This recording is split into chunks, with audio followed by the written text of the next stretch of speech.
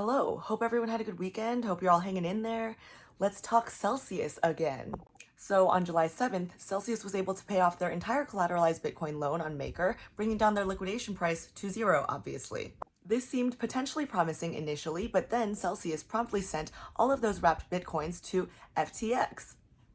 Currently, there's still some speculation on whether or not Celsius just plans to unwrap those Bitcoins on FTX, which would be a potentially promising sign to depositors, or if they plan to just dump all of those Bitcoins. So earlier today, Simon Dixon of Bank to the Future has laid out a few directions he thinks that Celsius might go.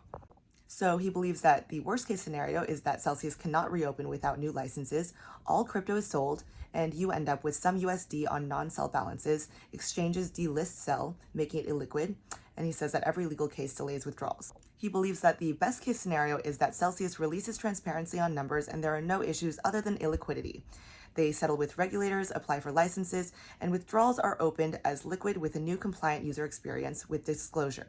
He believes that the middle option is that Celsius releases numbers and a group with licenses, liquidity, and a solid recovery plan takes over, or that happens in Chapter 11 if they are not willing to release numbers. Additionally, I'm sure we've all heard by now that Voyager Digital filed for Chapter 11 bankruptcy protection last week. This has now become relevant to Celsius depositors because just a few hours ago, the Wall Street Journal announced that Celsius has hired new restructuring lawyers, Kirkland and Ellis.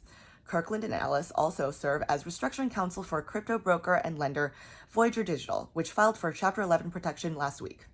So I'm not trying to spread FUD or jump to any conclusions here, but if true, it seems that Celsius could potentially be following in Voyager Digital's footsteps and might potentially be looking into filing for Chapter 11 bankruptcy.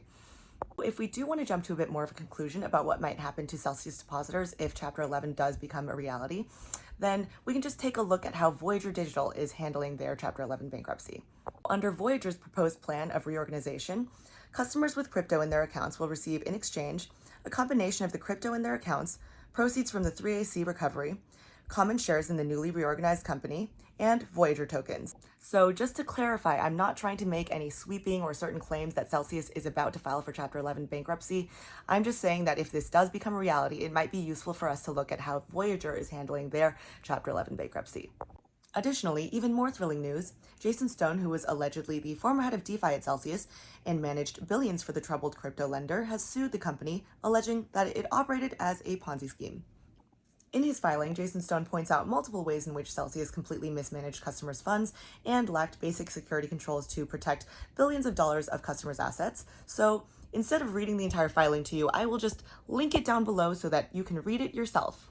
Anyways, if all of Jason Stone's claims are true, it certainly doesn't really give me the confidence that Celsius is merely illiquid and not insolvent, but I mean, come to your own conclusions. I'm not trying to spread any FUD or come to any sweeping conclusions. Anyways, I apologize if this video was a little bit disorganized, just trying to relay any bits of information that I'm seeing to you.